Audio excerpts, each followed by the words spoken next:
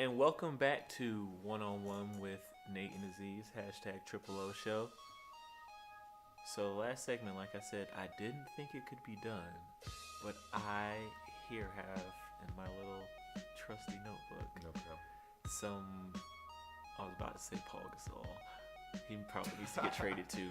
Man, But some good old Marc Gasol and Mike Conley trades because, as we know, recently the Grizzlies have come out and said that we're finally ready to go in another direction, and they're putting these guys on the table. So, Yeah, what'd you come up with, man? I took a little bit of time to take a dive at that last week, but I could not come up with anything that made me want to clap my hand. so as I always say with trades, you kind of got to think about it from a perspective.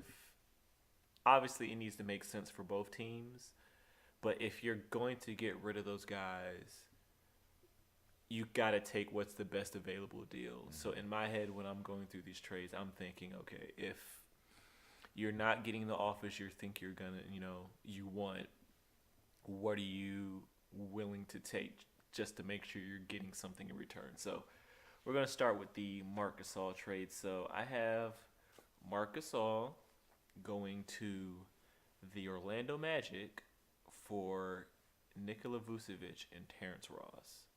Oh, okay.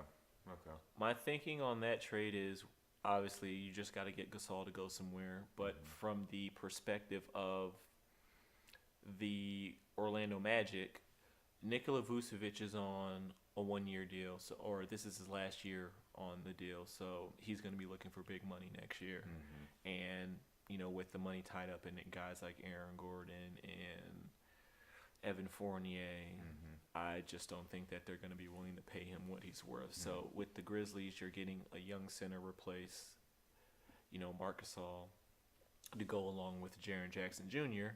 And then, Terrence Ross is another guy that can drop buckets. It's 1 year deal, so you never know. That might work out well. Gasol's not at this stage, I guess he's not too much of an in-demand guy, but that might put him more back in the focal point of scoring. Memphis could definitely use a little bit more versatility in their bigs. With Jaren Jackson, that would play kind of a perfect partnership there. What about financially? That works out? Well, so for the Magic, yeah, I believe they do work out because the Grizzlies receiving Vucevic and Terrence Ross, you're only paying them for this season. Right. The end of the season. And so you have the option because we're assuming that they're going to be getting rid of Mike Conley as well in some sort of deal. So you may have the ability to sign Vucevic to the kind of contract that he feels that he's worth, and then you still got guys like Dylan Brooks and Jaren Jackson on rookie deals, JaMychal Green. So Yeah, you got some wiggle room. I think. How do you think Gasol would fit next to Aaron Gordon? The only thing is whether or not they're going to still try to stretch him, right? Because Aaron Gordon does need a little bit of that floor room, I guess, to operate, and he's also kind of stretching himself further and further from the basket.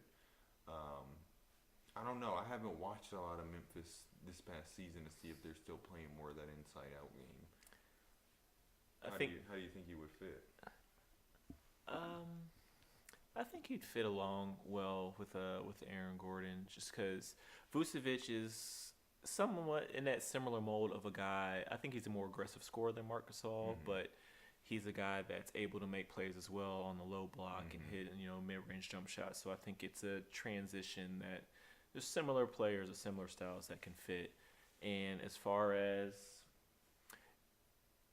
Vucevic going to the Grizzlies, a young player, I like on that Jaren a lot. Jackson. Yeah.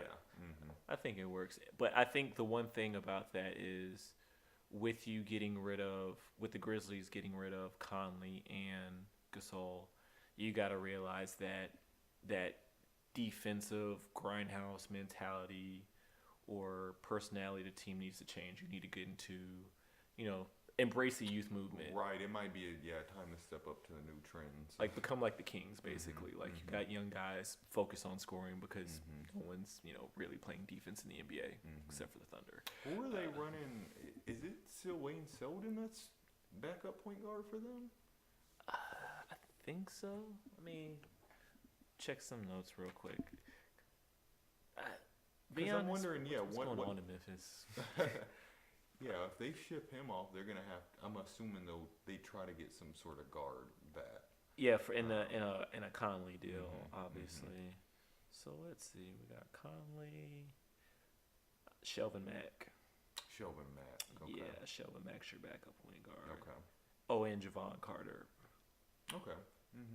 He was. So that's not bad. Yeah, the Grizzlies were playing the Rockets the other week.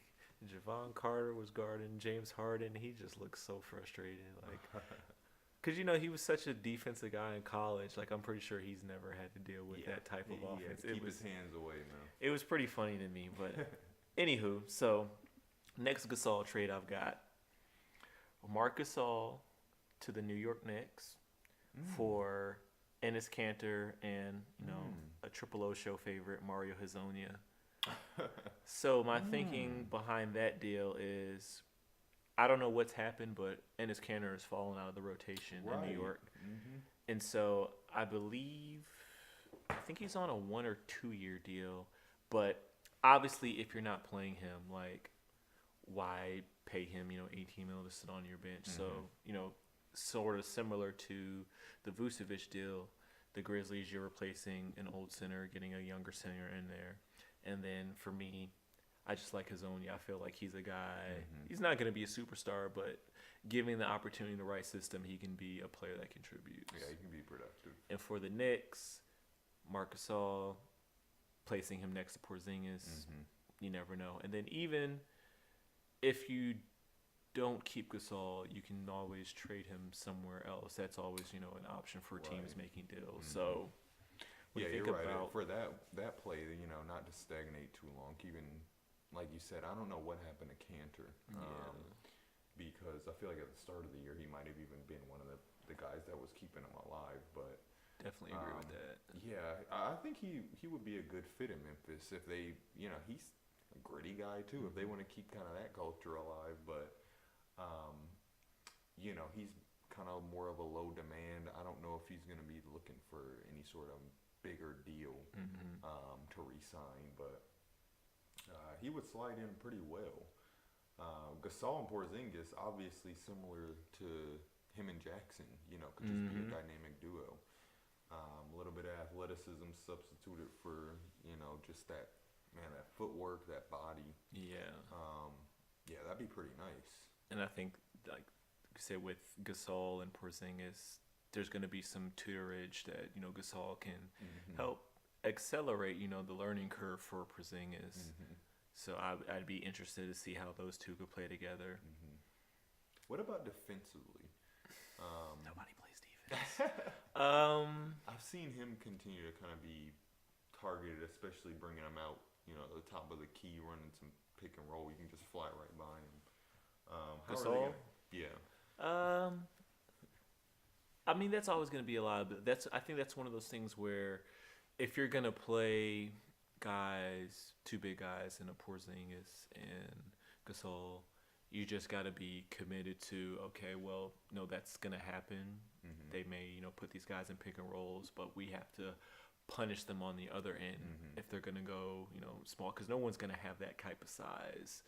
Right. So you just got to make them pay on the other end, get them in foul trouble, or, you stagger them if you realize that it doesn't work out. Right, exactly. Just having that, because I think that's one of the things that's kind of lacking in the NBA today is that so many teams see how the Warriors play and feel like that's the blueprint, but you have to have a specific set of type of players.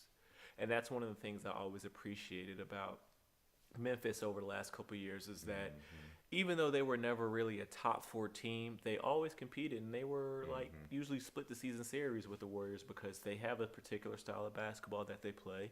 They're committed to. Some nights it works, some nights it doesn't, but it's proven that it can be competitive. Yeah, and the harder you drive it, the better you get at it.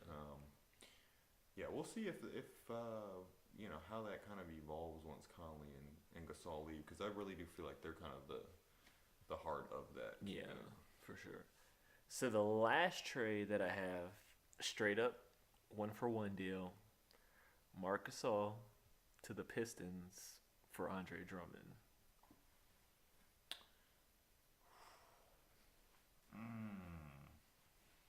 See, I thought it couldn't be done, man. One. See. I'm starting to turn them, guys. I thought it couldn't be done, but it's interesting, right? No, that is an interesting one because that is a real kind of flip of the switch.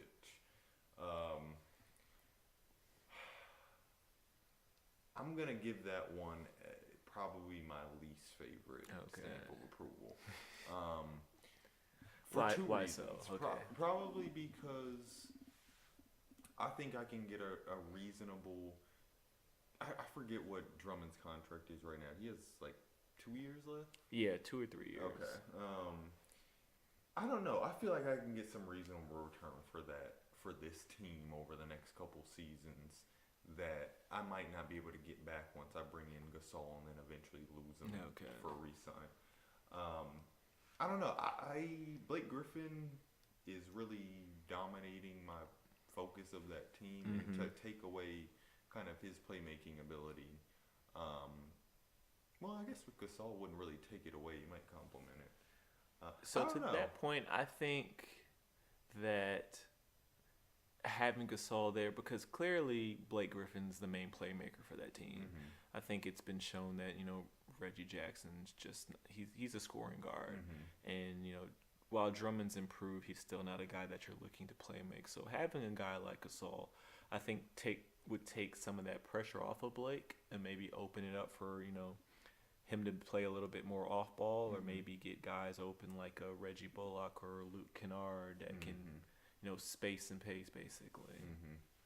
Yeah, his ability to pass from down low would be a huge benefit for their shooters. And you're right. I mean, Drummond hasn't really grown too much throughout this season. Even last season. Yeah, he's still kind of an undecided type of player. I don't know who he is or what he fits in that offense other than defense. But I feel like I'm gonna look this up real quick. I feel like he's like 23 too, so he's still fairly young. But that goes to your point that either you put it on him or the coaches, but they're not developing him. They're just allowing him to go out there and be a 6'10", 270-pound guy, as opposed to expanding his game. So it's weird because I thought he'd have, I guess maybe some Amari Stoudemire type play where his pick and roll, his physical abilities were just so overwhelming that as teams were adjusting to that over time, that might force him to take maybe a mid-range. Yeah. Mid-range up. That hasn't happened. Not likely. Yeah. But he also just doesn't get a lot of touches, I feel like. That too. Outside of grabbing rebounds and just off a pick. So who knows if he's even motivated to kind of push himself to that next level. He's 25 with 6 years in the NBA. So, I think he's kind of what he is. That's a decade, yeah. That's a generation in today's game. So, yeah, that's actually an interesting one. I might have to reconsider that next week. All right. Now, we'll stick on the theme of the Pistons. So the Mike Conley trade. So the issue with Mike Conley is that he's making $1 gazillion over the next 2 years, and I say this: I think he's worth that amount of money, but only in Memphis. Okay. I feel like.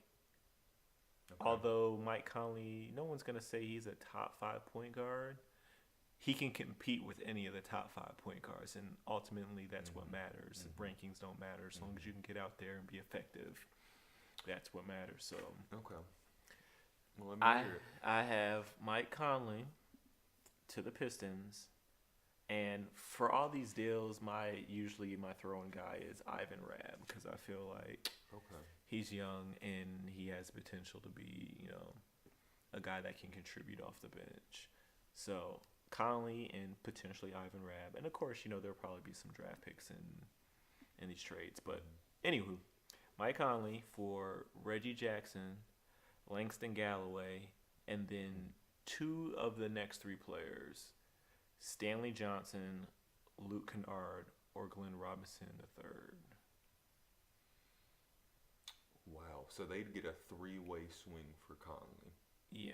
Okay. But like I said, that's why you would throw in like an Ivan Rabb or Okay. a. Okay. But because like I said, Conley's making so much money that.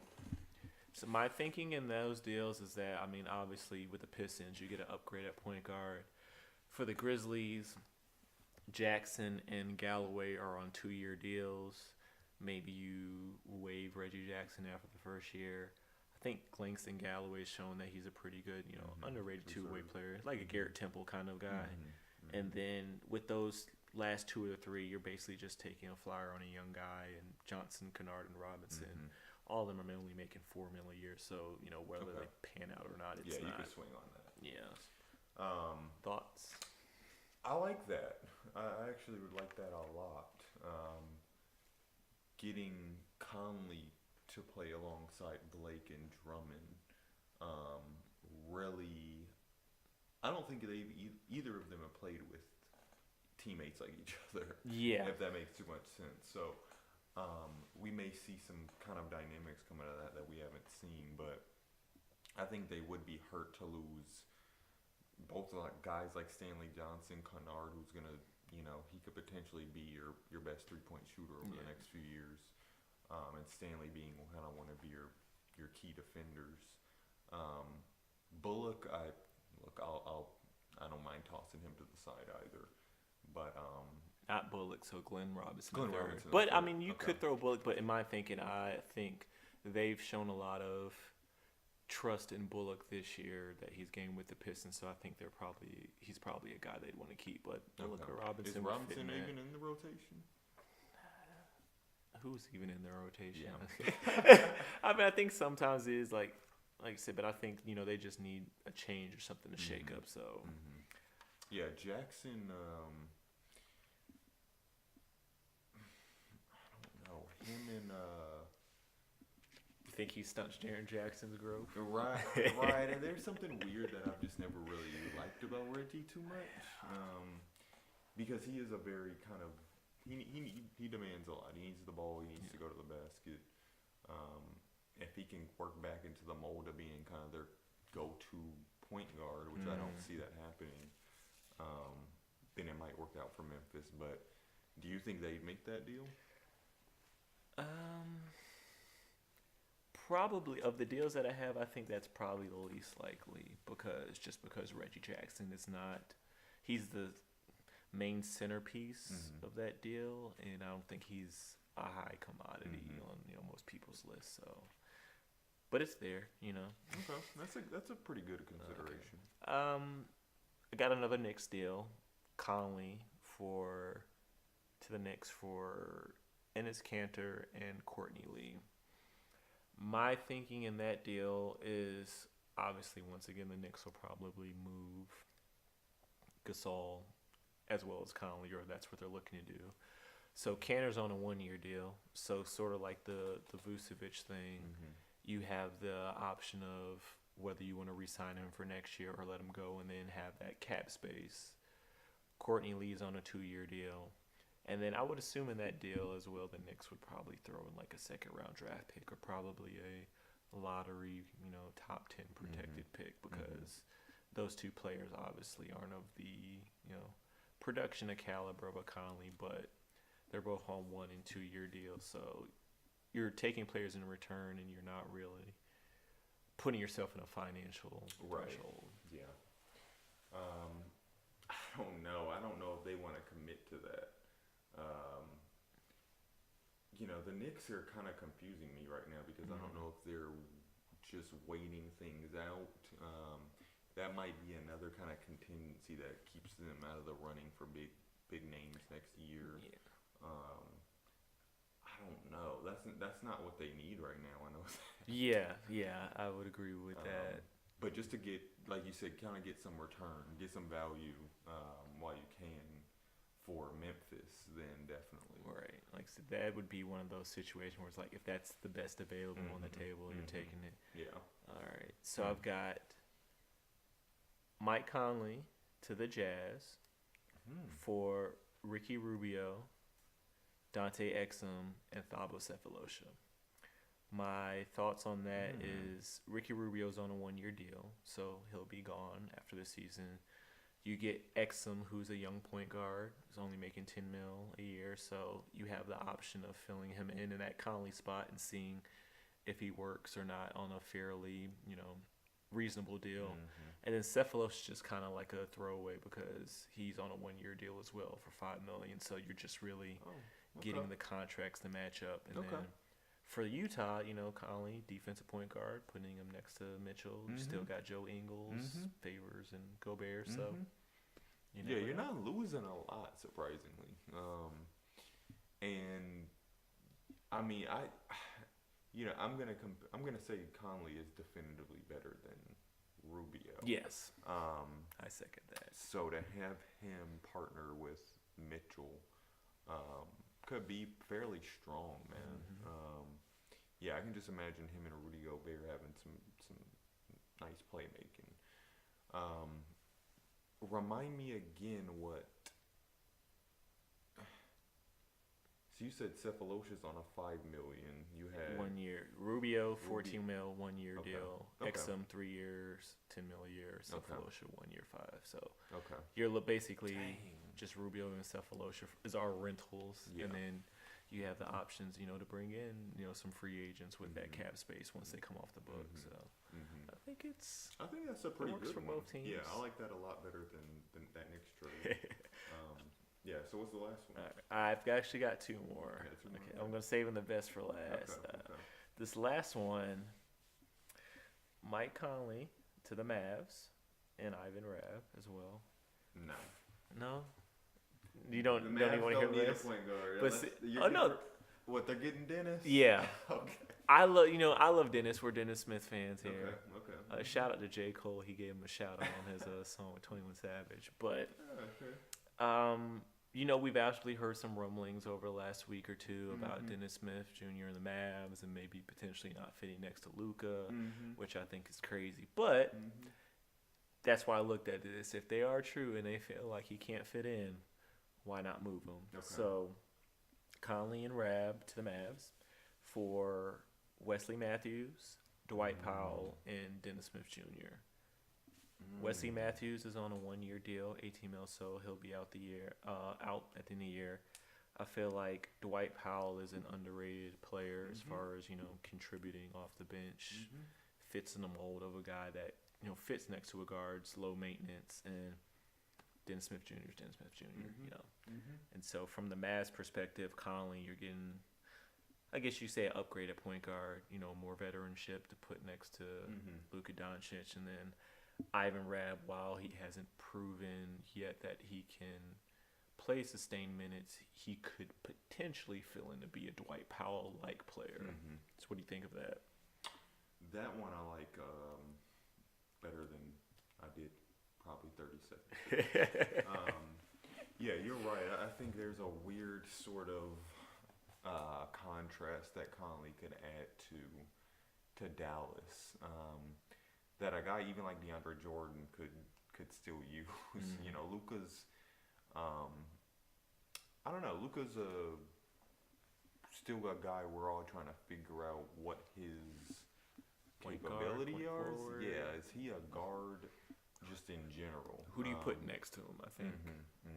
And like you said, I'm a Dennis Smith Jr. fan as well. I thought he was a nice sort of parallel because he was less point guard focused. Yeah, they're like yin and yangs. Right. So I'm wondering if you bring in a guard that's even more point guard focused, what that does to Luka. Yeah. Although I feel like Conley can play off the ball. Although I think, to your point, you're putting him in a position where he might not be as effective as he could be with Luka handling the ball. And it's like, do you really want to pay a point guard $30 million a year to be playing off ball? Exactly. And might not, like you said, he might not even be playing his best game if he's limited. So, I do like that, and that I feel like they're gonna lose Dennis to something weird, because this kid still has a lot more left in his bag. Yeah. But that one I think they would highly consider. Yeah, I think that works for both teams. All right. So the last deal. This is my favorite one. Mike Conley, once again, Ivan Rabb, to the Pacers for Thaddeus Young, Darren Collison, Corey Joseph, and Kyle O'Quinn. Now, I'm sure there'd probably be a draft pick in there from the Pacers or something. So, I love this deal for the Pacers because, I mean, one, obviously, with Oladipo going down, even if you're not looking toward this year, that, you know, you probably still would have need to make a move, you know, going forward. And so, with this deal, because all the guys that I mentioned, that Darren Collison, Corey Joseph, Kyle Quinn, all the guys are on 1-year deals. So for the Pacers, they're going to be gone after this season anyway. So I figure Conley replaces Collison. That gives you an upgrade at point guard. Oladipo at the 2. Bogdanovich at the 3.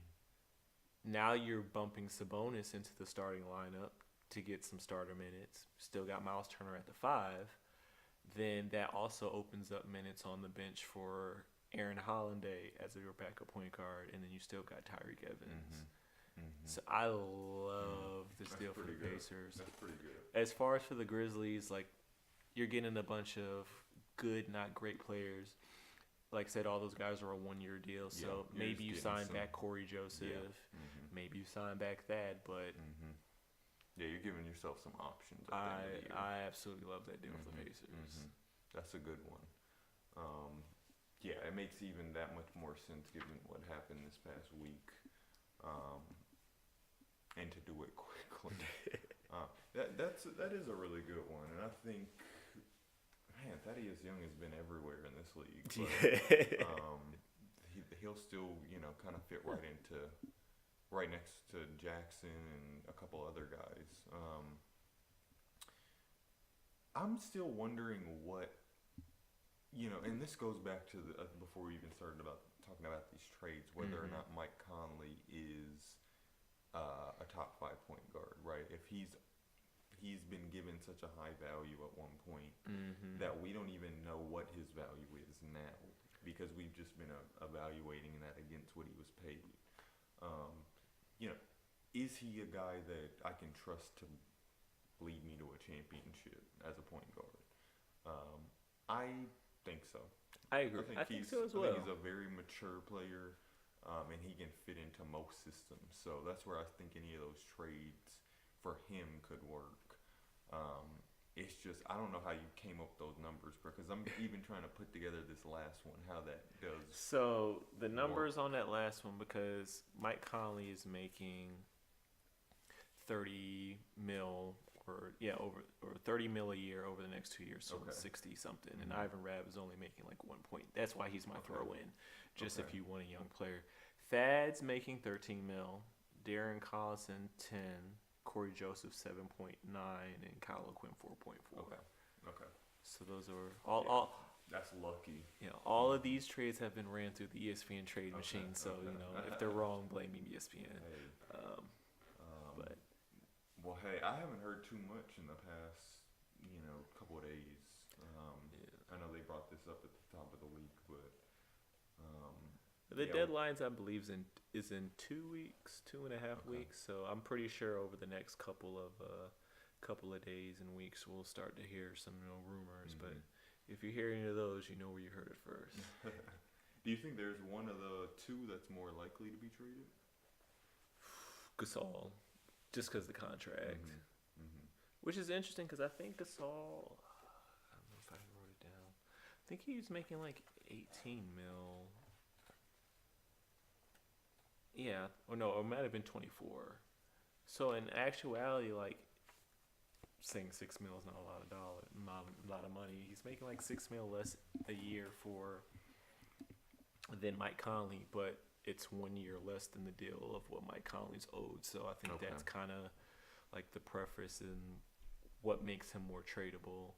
But then also, devil's advocate, Marc Gasol's game is kind of not so much tailored to the way today's NBA is played. So I think that's one of the tough things in trading for him. Like I was saying about the Knicks deal, you're going to have to commit to a certain style of play having him on the floor, especially with another big.